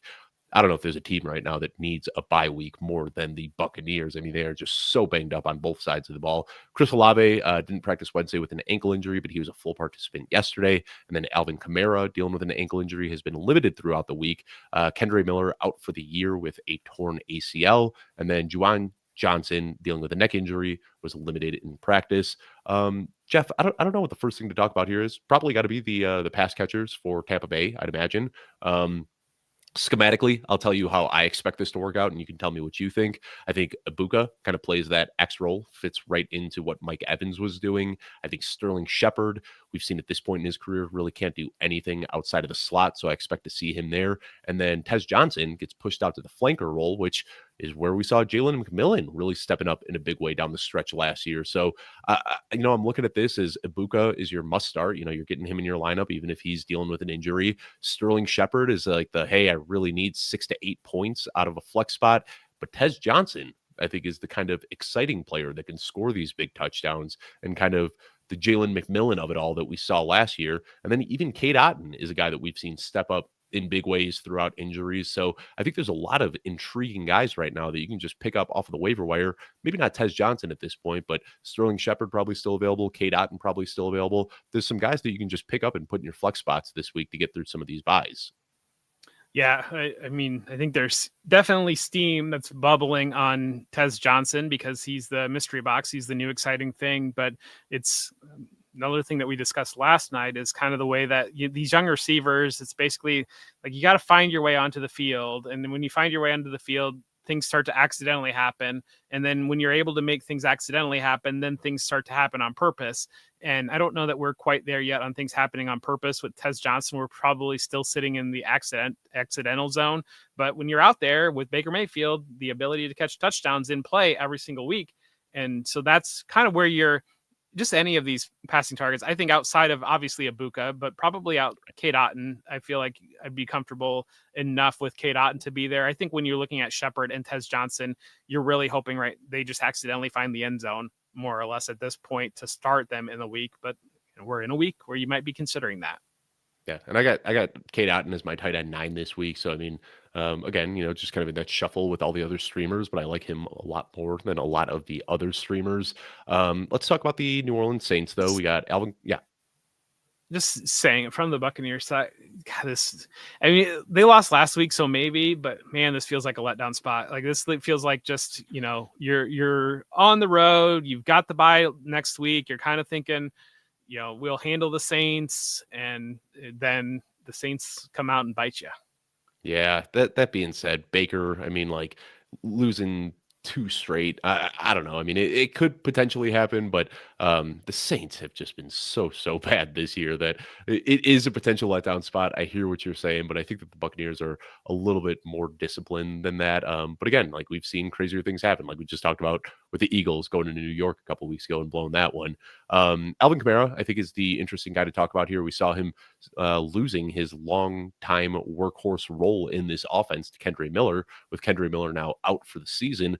How do you expect this backfield to shake out? Do we see Alvin Kamara just go back to like the 90% opportunity share? Or do you think that Devin Neal is going to just kind of get plopped into that Kendre Miller role and take 20, 30, 35% of the touches? Dorsey, offensive weapon, Taysom Hill. I think that we'll see some Taysom Hill in the short yardage. I think that Devin You don't Neal. have to sell me on Taysom Hill, my tight end 12 on the week. Yeah, Devin, we just haven't seen it, I think, with Yeah. Devin Neal. And so that's where it's always tough with these young backs when you just haven't seen it there yet. I know that there was a lot of rookie hype on Devin Neal, and obviously lost his job to Kendre Miller, but we haven't seen it yet. I think short yardage is Taysom Hill. Probably getting him involved in the run game might be the answer to some of that. Devin Neal, I do expect to play. I do expect to get some touches. I think the bigger concern on Alvin Kamara is even with Kendre Miller in there. We saw a couple games where we saw the passing work. We saw a couple of other games where we didn't see any passing work. Rattler just doesn't check down. Rattler will just throw it deep downfield to a guy in double coverage when Alvin Kamara is sitting there wide open in the flat with his arms out, like begging for the ball. That's just what Spencer Rattler does. So as much as I'm not excited about a potential change to Tyler Shuck, because I don't think that he is very good, I am excited about Tyler Shuck just being a little bit more mature of a quarterback and like knowing how to get through his progressions. And I hope that if Tyler Shuck does take over at some point, that Alvin Kamara can regain his PPR floor. But let's move on to this next game here, Jeff. I don't think there's anything else to talk about in the Bucs Saints, right? Well, just they're fun bad. The Saints are fun bad, and don't even don't put it out in the world of like killing this fun bad team that's just pushing the ball downfield and making other offenses continue to have to score for potential check down hero Tyler Shuck. Gives me shudders. I know. I'm with you. But let's move on. Dallas Cowboys at Denver Broncos. And as we always do, we start off these conversations talking about these matchups with the fantasy relevant injuries. Jeff, this is like, as rare as a scoregami these days. Going into week 8, it's very rare that we talk about a matchup where all of the fantasy relevant players are happy. And that's exactly what we have right now with the Cowboys and the Broncos. So let's just talk about this game as a whole. I think the thing that I'm going to be paying most attention to here is who Pat Surtain is going to be covering. I expect him to stick on George Pickens, who is a pure outside receiver. We see CeeDee Lamb bounces a lot between outside and in the slot, and Pat Surtain never really moves to cover a slot wide receiver. So this is a game where I'm tempering expectations for George Pickens. I've got him as kind of a boom bust middling wide receiver too, and CeeDee Lamb right where he belongs as a top 3 wide receiver this week. Yeah, I think just the larger point is I think there might be a temptation to see a Denver defense and to get cute on some of these Cowboys players. And don't get cute. I mean, this is the highest Vegas total on the slate. You Yep. should be playing every option that you have in this game. I I'm do starting think Marvin that, Mims in a handful of leagues, like just because, yeah, this seems like it should be a blow up spot for both teams. yeah, I mean, you expressed the concern on George Pickens, but the concern I'm still is starting him. Yeah. right, and you still got him as a like top 15 play. So basically, Right. I do expect that as we get to Sunday Live with our friend Joey Wright, I think that we'll probably get some interesting George Pickens start sit questions because of the concern about Denver. In almost every single situation, you're still putting George Pickens into your lineup. You're playing all your Cowboys pieces. You've got the juicy revenge narrative with Javonte Williams going up against Denver. You've got, I understand concern about the Denver defense, but the Denver defense also gave up 30 points to Jackson Dart last week and got hit by some big plays downfield. So I think that that's just any time with this Dallas defense, you've got to play every element in it, especially when you've got a team that can push the ball on the other side. The spiritual successor to Russell Wilson. Are we going to be sitting there saying, this is just a juicy matchup for Bo Nix? What did we do through 3/4, and then he still ends up with 30 points? Yeah, I mean, in football, guys scoring the 6-point passing touchdowns, he ended up with 47 points. I know because I faced against him in a matchup with Bob Harris last week. But yeah, I mean, Marvin Mims, this is a guy that we've seen. His route participation has grown a ton over the last few weeks. I don't know where you've got him ranked, Jeff. I'm totally taking the cheese here. I've got Marvin Mims as my wide receiver 35 on the week. Where do you Sneaking have Troy inside my Franklin then? I've got Troy Franklin right there as well, wide receiver 38. So a couple spots behind Marvin Mims. And I think the reason for that is that we have seen this Dallas Cowboys defense is very susceptible to the big plays. And I expect Marvin Mims to be more that big play threat. He's a guy who lines up as the Z and runs a lot of those 9 routes. I think Troy Franklin has a higher target total, but Marvin Mims, his opportunity of scoring a 60, 70-yard touchdown, he's got that. And I don't think Troy Franklin does. So looking at both of these guys as wide receiver 3s, I just think the ceiling for Marvin Mims is even higher. Where do you think targets this year? Mhm. Let's do all 3 Denver wide receivers, and I'll give you a range within 3 numbers. Where do you think Cortland Sutton, plus or minus of 3 targets, where do you think he stands right now? I want to say like 46 targets. Close. Yeah, 50 targets. Where do you All think right. Troy Franklin stands right now? 47. Good, 46. And where do you think Okay. Marvin Mims stands right now? 34. You got it. I'm 31. So, you're within the range of 3. So, yeah, I mean, we're seeing Pat Troy myself on the Franklin back. be good job, Dave. We're seeing him be targeted almost at a similar level of Cortland Sutton, both 10 targets last week. Marvin Mims has lagged behind. I agree with you. Big play potential.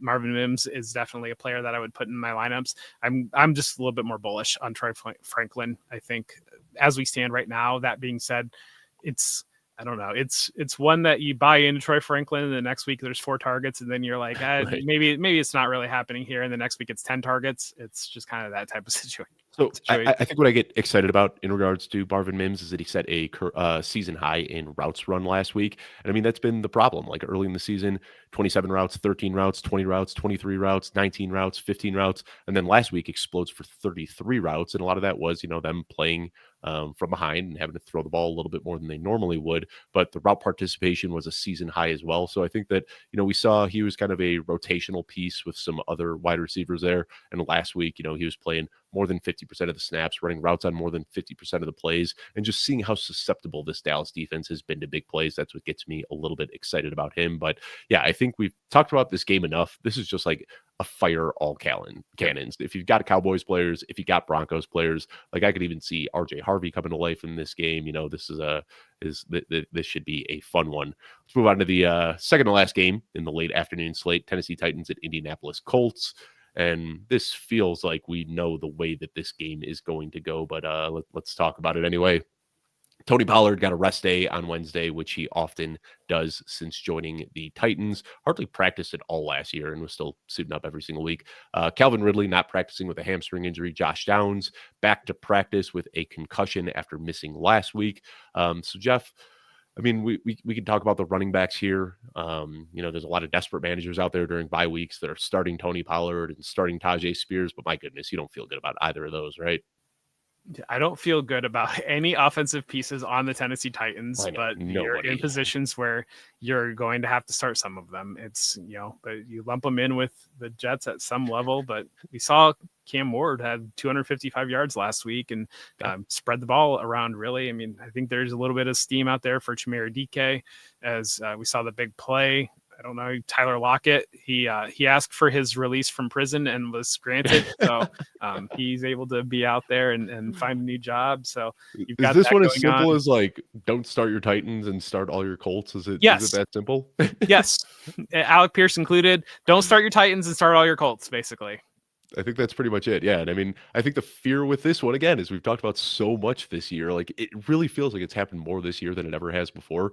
Is that the fear here is that, by the time they get into the midway point of the third quarter, it's going to be Tyler Goodson and Amir Abdullah and, who else is out there. But we have seen this Colts offense is so explosive this year. I mean, they're doing all the right things, running motion at the highest rate. Daniel Jones is third in the league in EPA per drop back. Like this offense is just firing on every single cylinder right now. So you're starting Michael Pittman, you're starting Alec Pierce, you're starting Josh Downs, you're starting Jonathan Taylor, you're starting Daniel Jones. I think it's just that simple.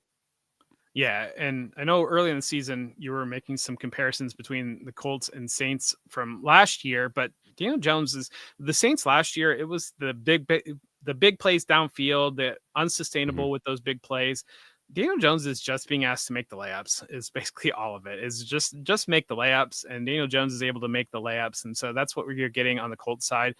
Jonathan Taylor has 5 career 3 rushing touchdown games.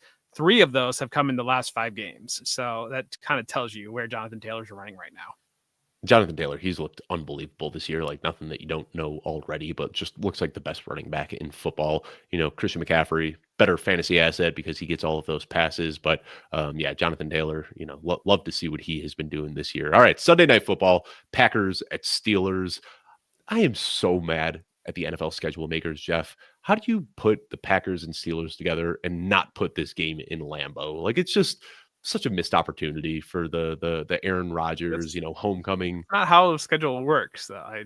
I think it's very scientific in how they have that decision. Yeah, I feel like they could have fudged something to make this happen. It just I want to see Aaron Rodgers play in Lambeau is all I'm getting at. Let's talk about the injuries here. Josh Jacobs still dealing with this calf injury. He played through it last week. Wasn't his normal workhorse self though. We did see a little bit of Emmanuel Wilson, so we'll discuss that. Christian Watson still back at practice in a limited fashion as he's trying to come back from last year's ACL tear. Dontavian Wicks has yet to practice with a knee injury for the Pittsburgh Steelers. We've got DK Metcalf getting a rest day on Thursday, but he'll be out there, no concerns at all. And then Calvin Austin coming back from that shoulder injury, he is practicing in full. So, Jeff, I think the first thing I want to talk about here is Josh Jacobs. We know Josh Jacobs, one of the best running backs in football. We've also seen Emmanuel Wilson has played really well this year in these little bits of relief. Last week, we saw Josh Jacobs wasn't 100%. They used Emmanuel Wilson a little bit more than they normally do. Do you think that happens again this week, or do you think that they are just going to, if they can lean on Josh Jacobs, they're just going to do that like they have? I think they're probably going to be conservative with Josh Jacobs, to be honest, if they're able to, because he saved his week last week with the 2 touchdowns late. I think Yep. they just a slow start probably against Arizona, maybe some levels of, well, that we saw the weird story about their plane wasn't able to get out. And so it's Yep. kind of some things that probably contributed to starting slow against Arizona. I think probably trying to be intentional with the running back usage and He, then he he getting also to had the that point. illness too. If you remember, he was like a Yeah. game time. It wasn't just the Yes. calf. He also was dealing with a flu bug or something like that. Yeah. Yeah, so I think they got to the point later in the game where they're basically like, okay, we have to go out here and win this, and like Josh Jacobs just kind of sucked it up and went out and won the game, and that kind of happened. But you would think that there's going to be a lot of energy coursing through both of these teams in this situation, given who's taking snaps for the Steelers. And while it's not in Lambeau, the Steelers coming off that loss to the Bengals and just probably not happy about that and having Aaron Rodgers juiced up. And then the Packers knowing that they got off to a slow start last week and knowing who they're going up against. I think that this is going to be cinema. It's going to be exciting to see this one. So I know there's a lot of wish casting for Matthew Golden, and we have seen little flashes here and there, but are you at the point where you're putting him ahead of Romeo Dobbs in your ranking, or do you prefer Romeo Dobbs ahead of Matthew Golden this week? No, I've clearly Romeo Dubs. I think Romeo Same. Dubs has established himself as the go-to receiver within this offense. I We, know we it's we've been talking about this for weeks too. Like Romeo Dobbs, like quietly really emerging this year as a go-to wide receiver one. yeah, and it's you're not seeing like the 11 for 122 weeks out of him. It's that wide receiver one in this Packers offense is looking more like 6 for 60, but it's also it's I mean, the big play potential is more there for Golden, but at the same time, if I'm gonna bet on who's gonna get red zone targets, I'm going Romeo Dubs 10 times out of 10. So it's where the touchdown's gonna come from. If we can see Golden strike from deep, we saw last week. I mean, I'm playing both in positions that I got him because Yeah. we saw this Pittsburgh defense get really torched by the passing game of the Bengals last week. And then I also want to talk about the Steelers here. Like the football nerd in me loves what the Steelers are doing, like operating out of base 12 personnel. We see the occasional 13, 14 personnel out there as well. Like we see DK Metcalf lining up as a fullback. Like Arthur Smith is just in his bag this year doing some really fun things. But for fantasy purposes, is there anybody that matters besides DK Metcalf and Jalen Warren? Because to me, like, yeah, we've got the occasional like Fryermuth blow up spot or Darnell Washington blow up spot or Johnu Smith blow up spot, but it feels like those are so hard to predict that like you can look at all of those guys theoretically as streamers if you're feeling really risky. But I think this is like DK Metcalf, Jalen Warren, and that's really all you can rely on. Yeah, and we're not seeing I thought that we would get to a point where we would see the relationship with DK Metcalf and Aaron Rodgers blossom to where DK Metcalf was being targeted in similar ways that Devontae Adams was targeted in their time together. We're not seeing that, and maybe that's the Arthur Smith of the offense. But I mean, it's the perfect recipe for fantasy disaster when you've got Arthur Smith here and you're giving him nobody that's demanding targets, and so nobody gets targets. Everybody gets to touch the ball. Let's scheme how many creative ways that we can figure out how to get Cameron Hayward on a tight end reverse. What are we going to get like out of this week? And so I think they've done I poke at Arthur Smith quite a bit, but I think they have done a good job of leading into what they have here with Aaron Rodgers, molding the two offenses, and that short passing game. They love to go to that and involve everybody. And this is a Packers defense that, Jeff Hafley, they watched him close here at Ohio State. The way that he operated the defense here at Ohio State, similar to what he's doing with Green Bay, where it's really bend, don't break, let everything kind of happen beneath the coverage. And then we've got playmakers like Micah Parsons that in a big spot, Micah Parsons can come through and step up and make a play. Let's allow our Rashawn Gary and Micah Parsons to make big plays when we need them to. We're not going to give up big plays on the back end. I think the interesting thing too is like we heard a couple weeks ago, Mike Tomlin, it seemed like he got to put his cards on the table where he was like, if we're playing a 3-4 defense, we're going to get Pat Fryermuth out there. And if we're playing a 4-3 defense, Pat Fryermuth's going to kind of be on the sidelines watching. And last week playing against the Bengals, a 4-3 defense for the most part, Pat Fryermuth had his biggest game of the year. So like, I want to listen to that and say, hey, the Packers operate out of a base 4-3 defense. We should probably bench Pat Fryermuth, but we saw him buck that trend last week against the Bengals. So I'm looking at all of these guys. Like, if I had to rank them, it would be Jonnu Smith, Fryermuth, and then Darnell Washington. But all of them are outside my top 15, meaning like if you're starting any of them, it's coming from a place of pure desperation. Last game of the week that we want to talk about here, Jeff, Monday Night Football. I think it's worth mentioning Calvin Austin, though, because I think he's the clear wide receiver too for the Steelers, and they didn't have him the last couple of weeks. And I think the first week they tried to maybe get by with throwing some bodies out there at wide receiver. I think that what you saw with the Bengals was them saying, we don't have another wide receiver and we're just going to play the tight ends because we don't have another wide receiver. So let's put 4 tight ends out on the field at the same time. With Calvin Austin back in there, I do think that you'll get trending a little bit more towards traditional usage out of the tight ends and having 2 actual wide receivers on the field. And it wasn't just last week. When they played the Browns 2 weeks ago, it was the same thing. That's when we saw them opening up the game in 13 personnel and a big shot up the middle to Darnell Washington.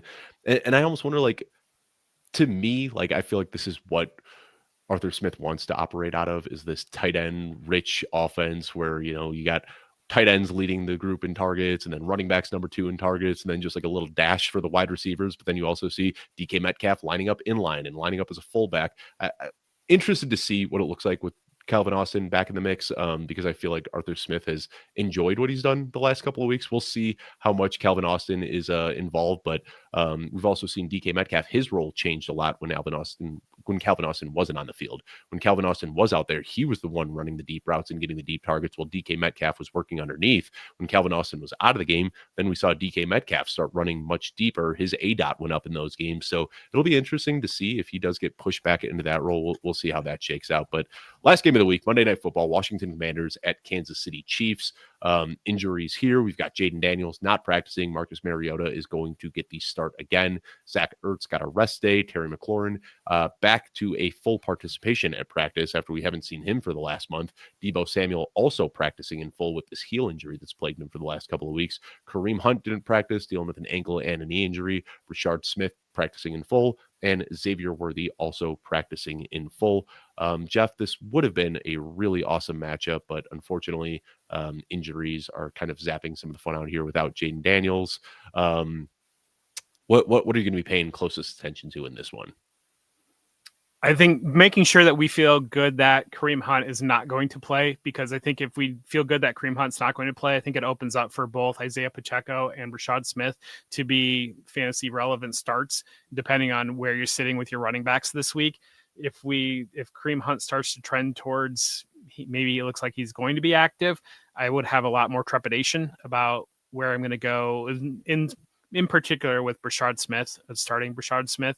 I think that I'm feeling pretty good about where Isaiah Pacheco has been trending the last couple of weeks. I've said for the last couple of weeks, he looks like he's the best running back that the Chiefs have. And I know the Twitter space is way on the Brashard Smith train. And I hear you, but I think that Isaiah Pacheco has looked really good the last couple of weeks, and he was trending back towards being that lead running back there. The blowout last week allowed Brashard Smith to get some opportunities, and it was exciting because Brashard Smith actually looked like a running back for the first time this year. He hadn't really been used as a running back. He'd been a creative outlet out of the backfield to create targets there.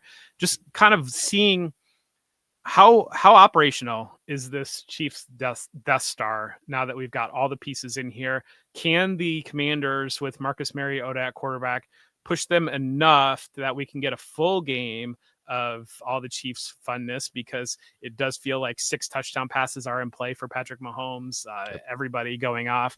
It also feels like a repeat of last week is potential here, where the Chiefs just blow them out and it is over at halftime, and you're just kind of looking and watching the second half here where, maybe Pacheco, maybe Worthy is your Monday night start and they didn't get the touchdown in the first half, and you're thinking, all right, just 4 more points. All we need is 4 more points the second half, and you're just watching in horror as they're not even on the field. And yeah. Let me ask you, Jeff. Where do you have Xavier Worthy ranked this week? Where do I have Xavier Worthy ranked this week? Right now, I have Xavier Worthy. If I was doing an actual professional show and had my wide receiver ranks up, I would tell you that I have Xavier Worthy, wide receiver 18 for me right now. Or wide receiver 19, I'm sorry. Wide receiver 19. So I've got him wide receiver 25, so we're very much so in the same range. And I think what we saw last week, and I know a lot of people don't want to hear this because there were very high expectations for Xavier Worthy, but he was back to running those deep routes again. And Rashee Rice is just that guy across the middle of the field. I mean, I got Rashee Rice as my wide receiver 2 on the week. I've got him ahead of CeeDee Lamb. The only person I prefer ahead of Rashee Rice is Jamar Chase. I mean, we just saw him. Like, he went right back into the role that he was. There was no slowing down from that. I mean, this guy had like 10 targets in the first half. Like, they didn't even have to put the foot on the gas in the second half. And Rashee Rice had a huge blow-up week. And I think so many of those creative, fun touches that we saw go in Xavier Worthy's way over the second half of last year and the beginning of this year, the end arounds, the jet sweeps, the screens, the slants, I think that is just all Rashee Rice now. So I think Xavier Worthy still has an immense ceiling, and he's going to get a handful of these touches. But I think that we're looking at what Xavier Worthy did more at the first half of last year, where he was playing kind of that deep threat, the guy who can get behind defenses. I don't think there's going to be a lot of volume there anymore. So still starting him as a very high ceiling wide receiver 2, but I do worry that his floor now with Rashee Rice there is much, much lower.